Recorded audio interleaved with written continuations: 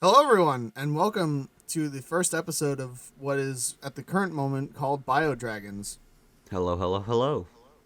This is a joint produced podcast between Dueling Dragon Entertainment and BioPrism Entertainment, giving you an insight into our lives as production people, essentially. As content creators, Yeah, content creators. Sure.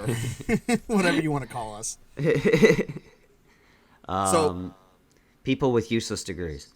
yes, exactly. Um, So we figured this first episode could be all about this fun little sci-fi action television pilot the two of us just actually wrapped up for the most part.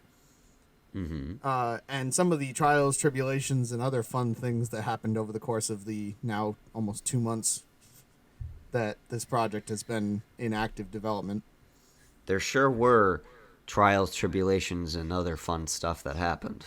That is a factual statement. My God, the tribulations. My God, the trials.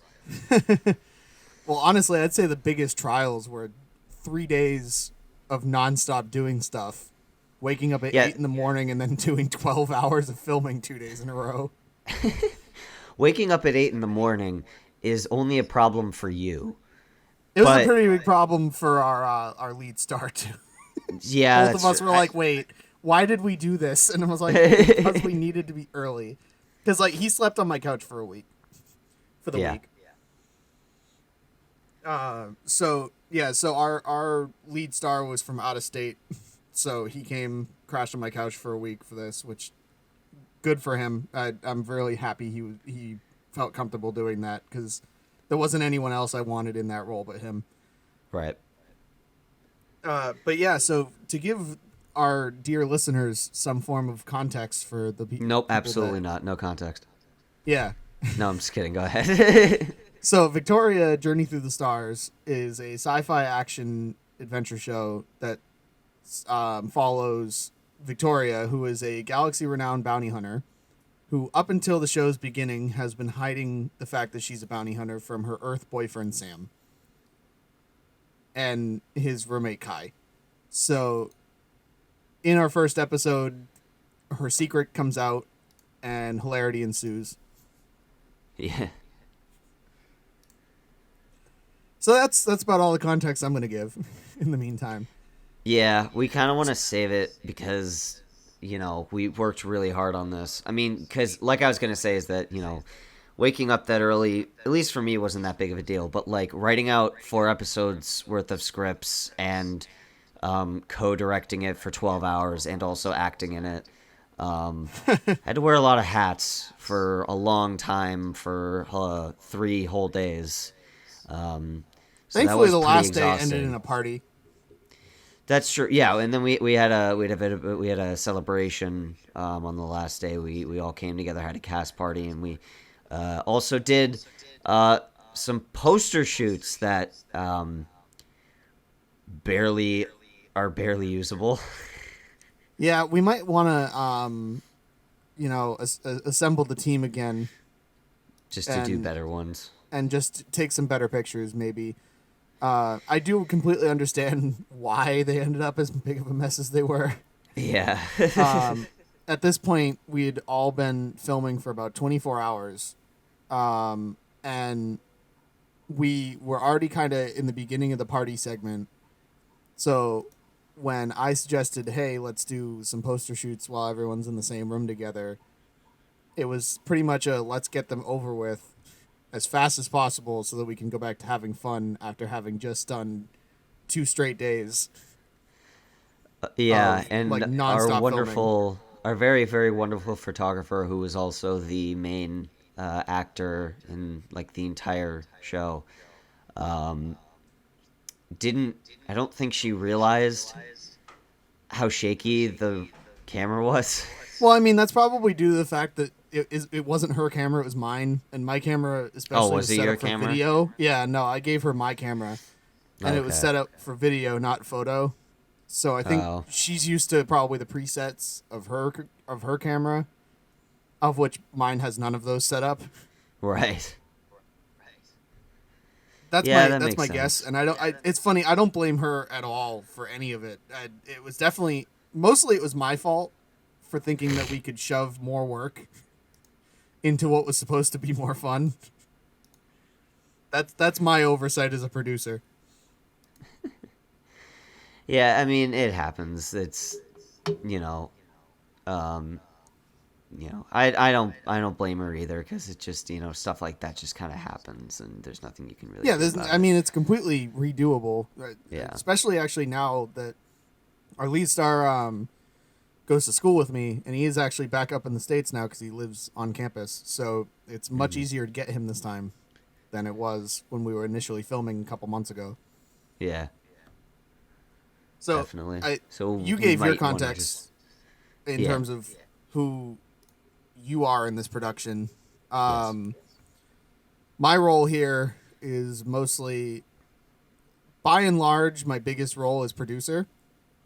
I am the one in charge of getting everything together and doing like the work that needs to be done to get the filming done, kind of thing. I also came up with the story and the concepts for the characters, as well as like I guess you could call it script supervision because I didn't really write any of the scripts with you, but I did like give notes on it. So script Yeah. supervision, I guess. What essentially happened was we can start from the beginning where Yeah. James sent me it was okay, let's go even farther back than that. It was COVID times. Dun dun dun. And I was bored out of my gourd, and I had asked James to send me like ideas that he had, like random like concepts that he had that I could just work with to make like scripts for. Just because I was like, hey, let me like take some of the ideas that you had and make some like pitch scripts and see if I can like pitch you an idea using one of your concepts. And you're like, all right. And then you sent me a few, and one of them happened to be this show. And you, if I remember correctly, you had like the least amount of information for that one Yeah, I out of literally all of only had them. like a page pitch script that involved Victoria and Yep. what was at the time Henry, the boyfriend. Yeah. And I literally only had the idea that she was a bounty hunter that was hiding the fact that she was a bounty hunter from her boyfriend. And then like the pitch script that I had, which was about a page long, like I said, was her being dragged into a throne room and then like killing a king. That was the whole pitch script that I had for it. And that was about it. That was all I had planned for it. Cuz Yeah. I mean, we can continue on the track in a second, but I can even go farther back from where this came from to begin with. Yeah. Explain like where it came from. So, back in 2014, I made a film called Destroying the Stars, which was an alien invasion movie um, that I made for a film festival, and it was my first film ever. And naturally, like any Hollywood studio nowadays, my first reaction after finishing the first one was, I want to do sequels. So, Yeah. one of It's those true. sequels that I had planned was a spin off called Victoria Journey Through the Stars. And back in those times, it was very different. Victoria was going to be like another human that survived the alien invasion from destroying the stars that teams up with the two heroes of the first movie to further their fun adventures on destroying and killing the alien king and all that fun stuff. So those sequels and spin-offs never went anywhere, obviously, because I was like 14. And the concept just kind of died for a really long time. I ended up using the term Journey Through the Stars for the spin-off short story for Destroying the Stars, which kind of encompassed all of the plot points I had planned for any of the sequels that would come out. And then I think this was like early high school, so like 2015, 2016. I woke up from like sleeping, obviously, because what else do you wake up from? A coma. Yeah, I guess so. But anyway, I woke up I was gonna say, I and was like, there's a lot of things you can wake up from. You can I have a immediately had realization. you got a fair point. Yeah. I woke up and I had this immediate thought in my head of like, so, and I pulled out my audio recorder because every now and again I wake up with like really weird concepts, and I wish I still had the original audio recording for this because it's hilarious. I woke up and immediately recorded on my phone. Girl who is alien does not tell boyfriend he's alien. I don't know. This is a stupid idea, and that's the end of the audio. So it didn't go anywhere for a while, and then when I was pretty much doing the same thing that you were trying to do at the beginning of COVID, of like I was bored and wanted to take some of my concepts and see if I could get them further. Right. So I took that idea and wrote the pitch script that would then sit in my docs for like another few years until here we are at sophomore year of college, when you were really bored and were like, I want to do stuff. And then here's where that story picks back up. So it actually originated back to 2014 in some form or another. It's crazy. But what it started as is nowhere even close to where it actually became, what it actually became. I still have the script for the original Victoria Journey Through the Stars as a spin-off to Destroying the Stars. I still have that in my old files. So I might have to pull that out. Find it. I was going to say, I have to pull that out at some point. In fact, I think I have it here on my desk, but I won't burden the audio with rummaging through my crap. But, yeah, so essentially what happened was he sent it to me, and I looked at all the concepts, but the one that was most interesting to me was the Victoria one. I did a pitch script for all of them, but the Victoria one where I was like, ooh, I like this one, because I am heavily geared towards the sci-fi fantasy genre as a writer myself, so I was like, okay, this is directly in my wheelhouse, so let's see what I can do with it. And so I took the script, or I took the concept, and I produced a small pitch script out of it. I was actually sitting in a D&D session with my friends, and I started work on the pitch script, and I was like, okay, I'm going to do this. And then I looked over at my friend, and I was like, hey, do you care if I use your name for this script? And he goes, no. I was like, sick, I'm using it. And so that's where Sam came from. Sam was a much better name than Henry. Just going to throw that out now. I think that it works better. And so, like, what ended up happening was, like, I worked with, like, Sam and Victoria, and, you know, the beginning of the actual show and the beginning of the pitch script aren't super different. And I know it got a little changed, in the final edit. But it basically, like, Victoria, like, crash lands in Sam's, like, front yard. And, you know, he goes outside. He's like, why is there a crater outside my house? And Victoria's like, oh, I have no idea. I was just there when I got here. And I remember, like, if I remember correctly, Kai, the character that I play in the show, was, like, he was a character that I established in the lore as, like, the third in, like, a trio that the group was going to be in, because Sam and Victoria produced an interesting dynamic where you had Sam as, like, at least in my original vision of this script, where Sam, like, kind of the unknowing blockhead, like, kind of misunderstanding everything. But, like, he's the he doesn't really understand a lot. He's kind of thick-skulled, and, like, he has the best of intentions. He's a really nice guy, but he's not getting it. And he's just, you know, kind of thick-skulled. And then you have Victoria, who is the, like, chipper yet deadly assassin sent from space, dating I loved every this second random of that, guy. by the way. Huh? I love every second of that, by the way. I just love her character so much. You did a really good job encapsulating that idea, and I can't wait to see her in the rest of the season use that a little bit more. Thank you. Yeah, that's something that I know what a good dynamic looks like. And so, like, when I saw their dynamic, I was like, okay, this is good, but there needs to be a third. And so I sat there for a while and I was like, okay, well, the only way I'm going to be able to fill this gap is with the cynical asshole comedy type. Um, and so that's where Kai came from. And so I, when I was producing it, and I was just like, this is like great, and like this is all coming out really funny and really interesting. And then I was like, and I wrote myself into the script. Cool. So when I started writing Kai, I was like, the only character who's going to be able to play this character is me, but I'm not turning back now because Kai introduces an element to the story that needs to be there, to help to help forward the audience, and like you have Sam and Kai as your viewpoint in this world of like they don't know anything and the audience doesn't either. So while they learn, you learn.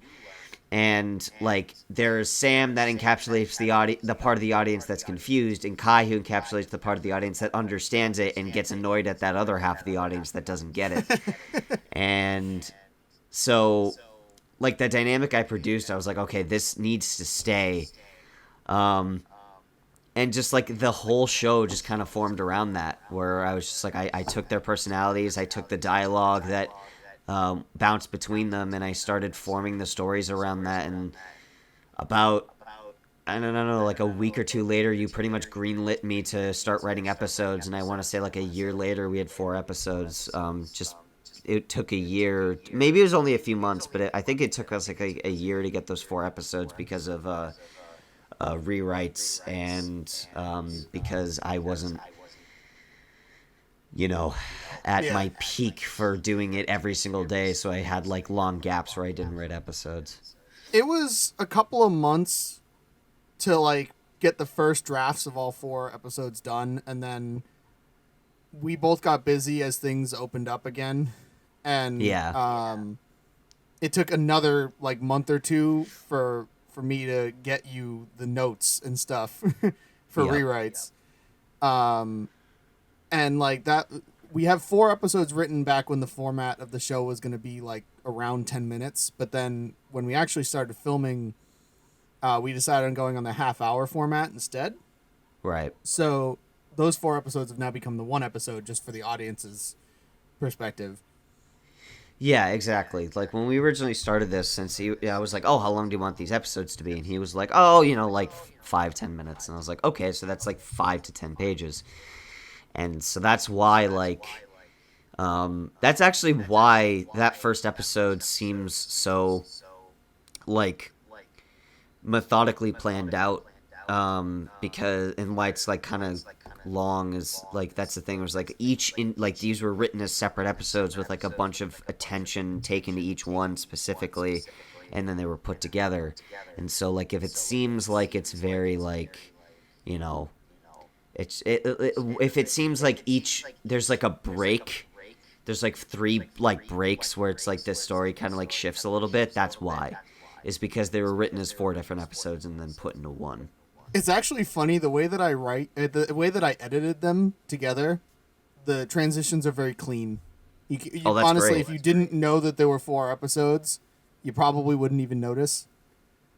Oh wow, fantastic. Okay, even Like better.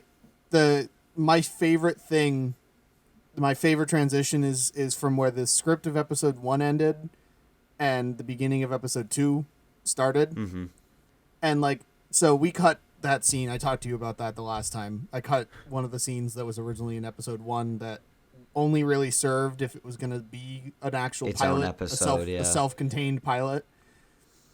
Which we can And like, talk as more soon as about I the scenes removed and that stuff when the scene, episodes actually air, but for now we have to keep it vague.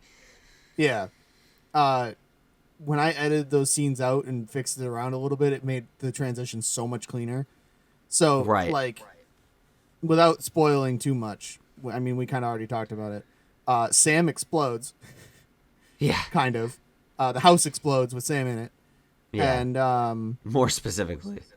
yeah, the like Sam goes, "Oh, Victoria, wait," and then like an explosion happens and it fades quickly to white, and then it fades directly back into your face, like looming over him at the Yeah. start of episode 2, and it's such a clean transition. That's Like I great, had to add honestly. like a few like flavor texts and stuff to keep the episode flowing a little nicer, like a couple of meanwhiles and like Sure, yeah. one awkward ship ride later kind of thing. Right. But yeah, no. So on my perspective of things, he asked me to do concepts, obviously, because he was bored. So lucky for him, I actually had pretty much an entire document that already had a lot of my pitches, thanks to another person that I was working with at the time. I was talking about ideas with as well, and so um, he wrote me a whole bunch of different ones for Metalhead, which was one of them. Tales of the Invasion, which that's a whole. I want to talk about that in its own episode. Yeah, definitely. But and then there was Victoria, and he sent me the scripts, and like the other two were okay, and then when I read Victoria, I was like, oh my god, I need this right now.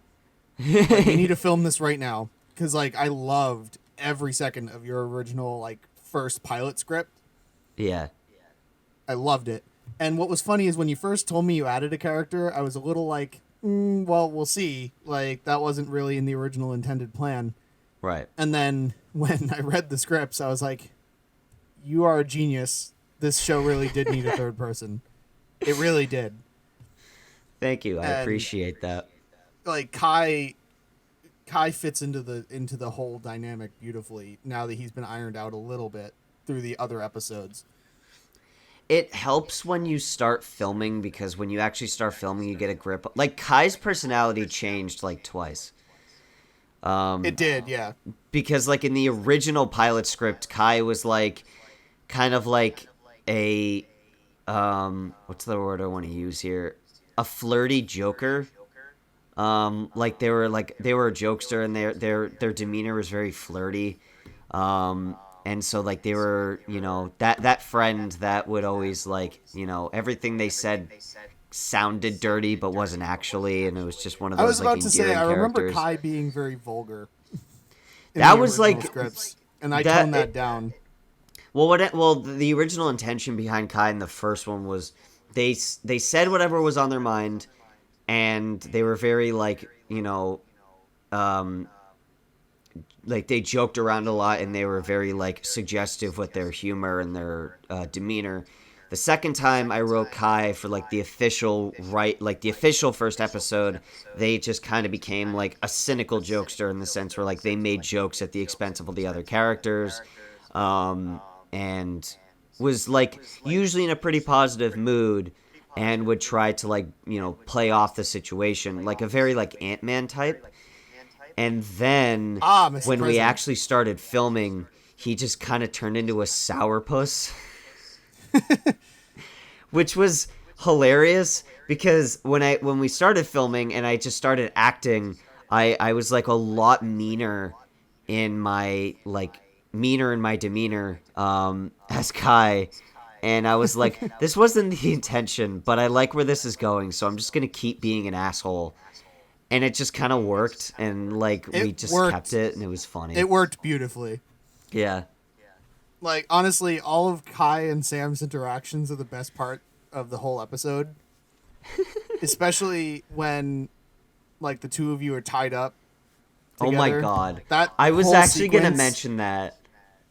is so funny. It is the funniest thing in the whole episode. I love every second of it. It's funny because like I remember while we were filming, I loved this reaction while we were filming.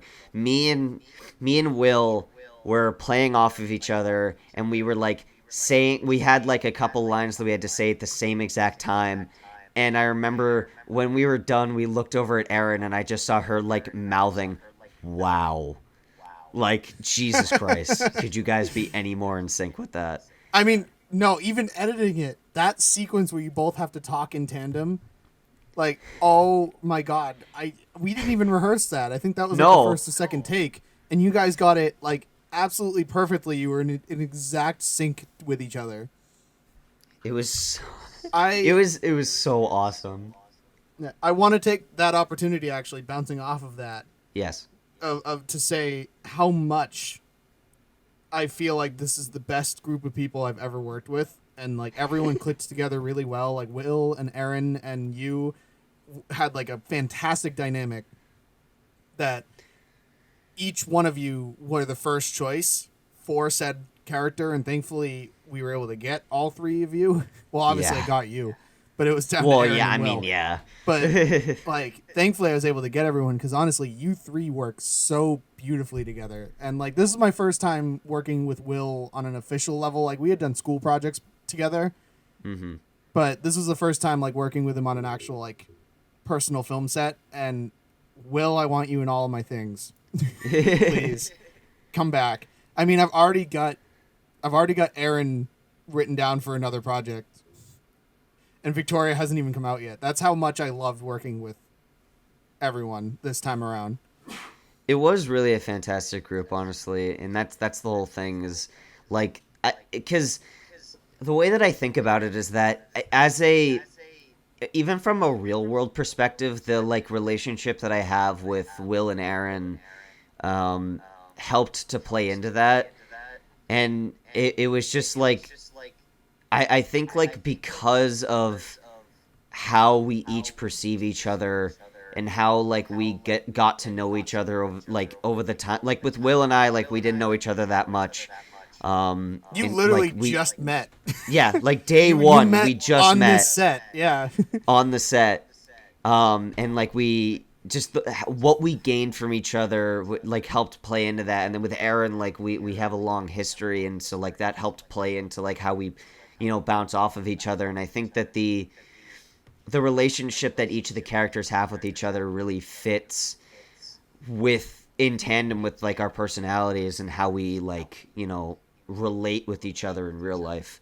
And so I just thought that it was just interesting that like the dynamic that solidified these three characters in the movie wouldn't have been possible unless we had the circumstances outside of the shoot.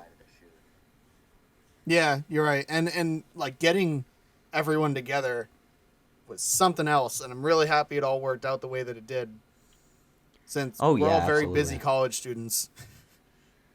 Yeah, Uh, and it's crazy. It's just funny because I remember when I wrote that all those years ago, and I was like, "Hey, what should what's the budget for this going to look like?" And you're like, "Don't worry about it for now."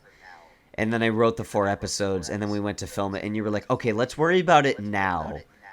And I was like, "Jesus!" Like, See, and I feel like it worked still.